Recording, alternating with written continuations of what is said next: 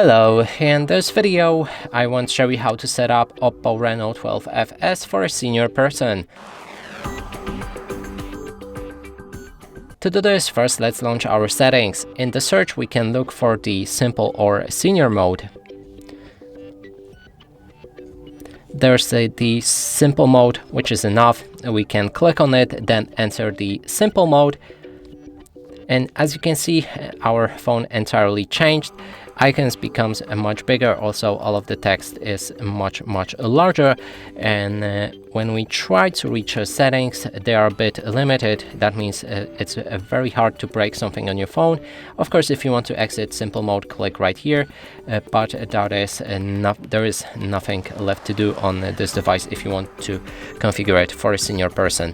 And that's it for this video. Hope you like it. Please consider subscribing to our channel, leave a like and a comment below.